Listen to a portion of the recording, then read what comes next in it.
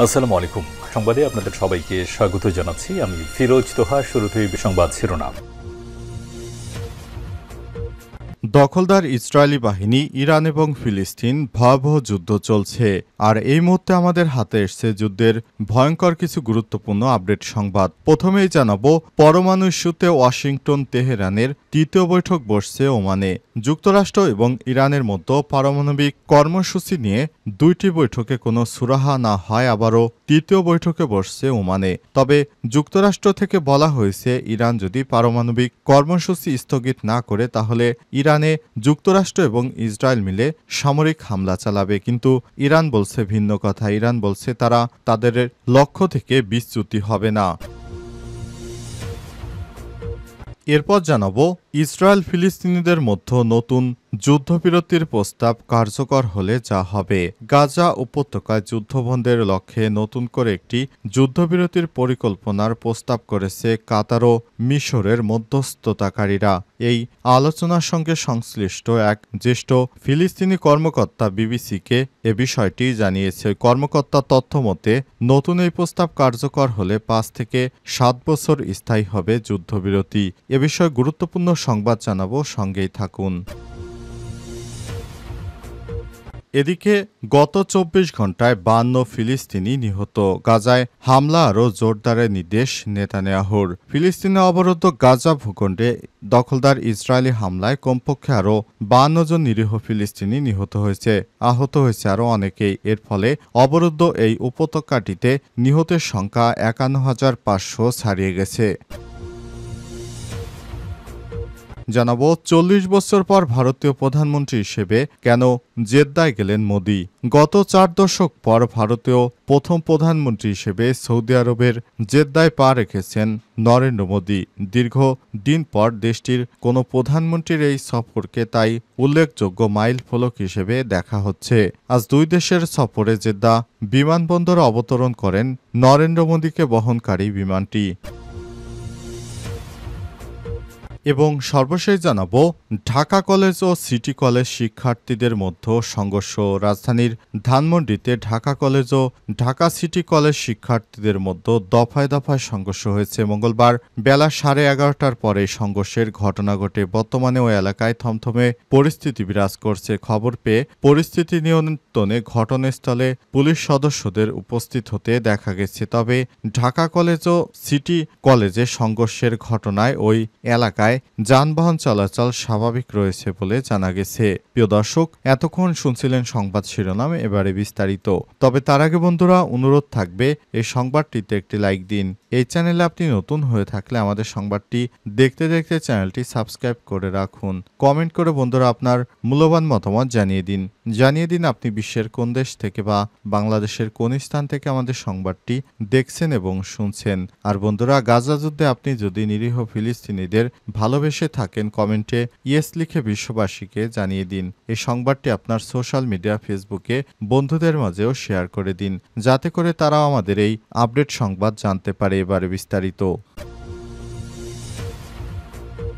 পরমাণু ইস্যুতে ওয়াশিংটন তেহরানের তৃতীয় বৈঠক ওমানে। পরমাণু ইস্যুতে ইরান ও যুক্তরাষ্ট্রের 2 দফার বৈঠক করার পর আবারও আলোচনার আগ্রহ প্রকাশ করেছে দুই দেশ। সিদ্ধান্ত অনুযায়ী পরোক্ষ সংলাপ পরবর্তী পর্ব ওমানের রাজধানী মাসকাটে অনুষ্ঠিত হবে বলে জানিয়েছে তেহরান। আজ ইরানের পররাষ্ট্র মন্ত্রণালয়ের মুখপাত্র ইসমাইল বাগাই তেহরানে অনুষ্ঠিত সাপ্তাহিক সংবাদ সম্মেলনে সব তথ্য জানিয়েছেন। তিনি বলেন, এই আলোচনার উদ্দেশ্য হল পারমাণবিক কর্মসূচি এবং নিষেধাজ্ঞা তুলে নেওয়া। আমরা বিশ্বাস করি এবং এটাই বাস্তব যে এই দমনমূলক নিষেধাজ্ঞার কোনো ভিত্তি নেই। পারমাণবিক কর্মসূচি প্রসঙ্গে তিনি বলেছেন, ইরানের শান্তিপূর্ণ পারমাণবিক কর্মসূচি নিয়ে উদ্বেগের কোনো কারণ নেই। তবুও এ নিয়ে বিগত কয়েক দশকে যেসব নিষেধাজ্ঞা আরোপ করা হয়েছে সেগুলো অবৈধ, অন্যায্য এবং নিষ্ঠুর। এর আগে শনিবার রোমে দ্বিতীয় দফায় পরোক্ষ বৈঠকে দুই দেশ বিভিন্ন বিষয় নিয়ে আলোচনা করেছে। পরোক্ষ বৈঠক হলেও মধ্যপ্রাচ্যে মার্কিন যুক্তরাষ্ট্র স্টিভ উইটকফ এবং ইরানের পররাষ্ট্রমন্ত্রী আব্বাস আরাগচি আলোচনার এক পর্যায়ে মুখোমুখি কথা বলেছেন বলে জানা গেছে। তবে ইরানের পারমাণবিক কর্মসূচি সমাপ্তি ঘটানোর জন্য এই আলোচনা শেষ পর্যন্ত ফলপ্রসূ হবে কিনা তা নিয়ে অস্পষ্ট রয়েছে, কারণ এর আগে প্রথমবার মার্কিন প্রশাসন ক্ষমতায় আসার সময় ইরানের সঙ্গে পারমাণবিক চুক্তি থেকে সরে এসেছিল ডোনাল্ড ট্রাম্প। ডোনাল্ড ট্রাম্প ক্ষমতা আসার পরই ইরানকে নানা রকম হুমকি ধামকি দিয়ে যাচ্ছে। তারা বলছে, হয় পারমাণবিক কর্মসূচি বন্ধ করো, না হয় আমরা ইরানে সামরিক হস্তক্ষেপ করব, অর্থাৎ ইরানে হামলা চালানোর ঘোষণা দিয়েছে ডোনাল্ড ট্রাম্প এবং সঙ্গে রয়েছে দখলদার ইসরায়েল। ইসরায়েল ফিলিস্তিনিদের মধ্যে নতুন যুদ্ধবিরতির প্রস্তাব কার্যকর হলে যা হবে। গাজা উপত্যকায় যুদ্ধ বন্ধের লক্ষ্যে নতুন একটি যুদ্ধবিরতির পরিকল্পনা প্রস্তাব করেছে কাতার এবং মিশরের মধ্যস্থতাকারীরা। এই আলোচনার সঙ্গে সংশ্লিষ্ট এক জ্যেষ্ঠ ফিলিস্তিনি কর্মকর্তা বিবিসিকে এই কথা জানিয়েছে। ওই কর্মকর্তার তথ্যমতে নতুন এই প্রস্তাব কার্যকর হলে 5 থেকে 7 বছর বয়সী হবে যুদ্ধবিরতি। প্রস্তাবে ইসরায়েলি কারাগারে বন্দী ফিলিস্তিনিদের মুক্তির বিনিময়ে সব ইসরায়েলি জিম্মিদের মুক্তি দিবে হামাস। এছাড়াও যুদ্ধের আনুষ্ঠানিক সমাপ্তি এবং গাজা থেকে পুরোপুরিভাবে ইসরায়েলি সেনাদের প্রত্যাহারের কথাও বলেছে। এরই মধ্যে আলোচনার জন্য হামাসের শীর্ষ স্থানীয় একটি প্রতিনিধি দল কায়রোতে পৌঁছানোর কথা রয়েছে। জানা গেছে, হামাসের রাজনৈতিক শাখা আল কাসাম ব্রিগেড এর প্রধান মোহাম্মদ দারবিশ এবং প্রধান আলোচক খালিল আল হাইয়া এই আলোচনায় থাকবেন। তবে নতুন করে এই প্রস্তাব সম্পর্কে এখনও কোনো মন্তব্য করেনি ইসরায়েল। 1 মাস আগে গাজায় ইসরায়েলে নতুন করে বোমা হামলা শুরু করার পর সর্বশেষ যুদ্ধবিরতি ভেস্তে যায়। যুদ্ধবিরতি কার্যকর হওয়ার জন্য হামাস ও ইসরায়েল একে অপরকে দায়ী করছে। হামাস ইসরায়েলের সর্বশেষ প্রস্তাব প্রত্যাখ্যান করে কয়েকদিন পরই এমন উদ্যোগ নেওয়া হলো। ইসরায়েলের প্রস্তাবে 6 সপ্তাহের যুদ্ধবিরতির বিনিময়ে হামাসকে নিরস্ত্রীকরণে দাবি জানানো হয়েছিল। গত শনিবার ইসরায়েলের প্রধানমন্ত্রী বেঞ্জামিন নেতানিয়াহু বলেছেন, হামাসের ধ্বংসযোগ্য এবং জিম্মিদের ফেরত পাওয়ার আগে যুদ্ধ শেষ করতে হবে। হামাস দাবি করেছে, জিম্মিদের মুক্তি দেওয়ার আগেই যেন ইসরায়েল সরকার যুদ্ধবিরতি প্রতিজ্ঞা করে।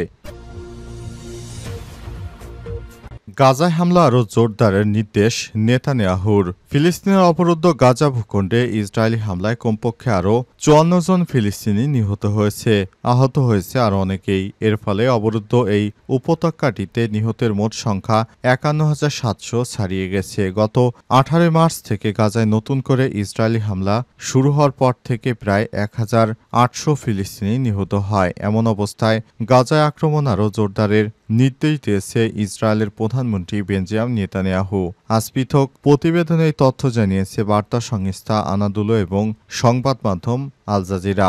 আল জাজিরা বলছে, আজ দিনজুড়ে গাজায় ইসরায়েলি বাহিনীর বোমাবর্ষণ এবং অব্যাহত হামলা অব্যাহত রেখেছে এবং এর ফলে কমপক্ষে 53 জন ফিলিস্তিনি নিহত হয়েছে। অন্যদিকে হামাস আরেকটি অস্থায়ী যুদ্ধবিরতির জন্য হামাসকে প্রস্তাব দিয়েছিল ইসরায়েলি বাহিনী, কিন্তু হামাসের যোদ্ধারা এ ধরনের 2-4 দিনের ছোটখাটো প্রস্তাব প্রত্যাখ্যান করেছে, আগেও বর্তমানও প্রত্যাখ্যান করেছে। তারা বলেছে, যদি যুদ্ধবিরতি করতেই হয় তাহলে আমাদের সমস্ত জিম্মিদের ছেড়ে দিতে হবে এবং তারপরে কেবল যুদ্ধবিরতি করা সম্ভব। তা না হলে আমরা এই ধরনের যুদ্ধবিরতি মানি না। কারণ এর আগেও নেতানিয়াহু সরকার যুদ্ধবিরতির কথা বলে তারপর হঠাৎ করেই সেখানে হামলা শুরু করে। ভবিষ্যতে এ ধরনের কোনো কর্মকাণ্ড হোক, হামাস সেটা বরদাস্ত করবে না। এই কারণে হামাস সরাসরি জানিয়ে দিয়েছে, তারা এখন থেকে কোনো ধরনের এই 2-4 দিনের জন্য যুদ্ধবিরতি চায় না।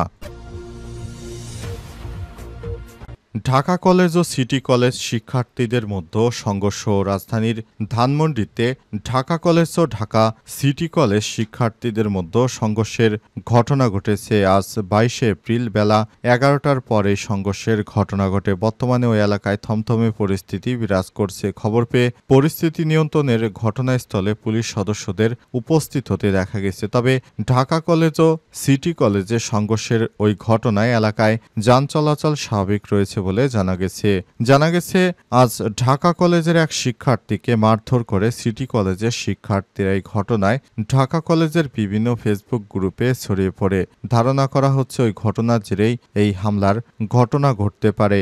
দেখা যায় মাঝে মধ্যে সিটি কলেজ এর শিক্ষার্থীদের মারধর করে ঢাকা কলেজ, তাই সিটি কলেজের শিক্ষার্থীরাও মাঝে মধ্যে তারা ঢাকা কলেজের শিক্ষার্থীদের উপর হামলা ও মারধরের ঘটনা ঘটায়। এই কারণে আজ ঢাকা সিটি কলেজের মধ্যে অনেক সংঘর্ষের খবর পাওয়া যাচ্ছে। সেখানে অতিরিক্ত আইন শৃঙ্খলা বাহিনী মোতায়েন করা হয়েছে। বর্তমানে এলাকা শান্ত রয়েছে, তবে সেখানে অতিরিক্ত পুলিশ দায়িত্ব পালন করছে। কী কারণে এই হামলার ঘটনা ঘটেছে, প্রথমে কেনই বা সিটি কলেজের শিক্ষার্থীরা ঢাকা কলেজের শিক্ষার্থীদের গায়ে হাত তুলল, সে বিষয়টি এখনও স্পষ্ট করা যায়নি। এ বিষয়টি নিয়ে তদন্ত চলছে।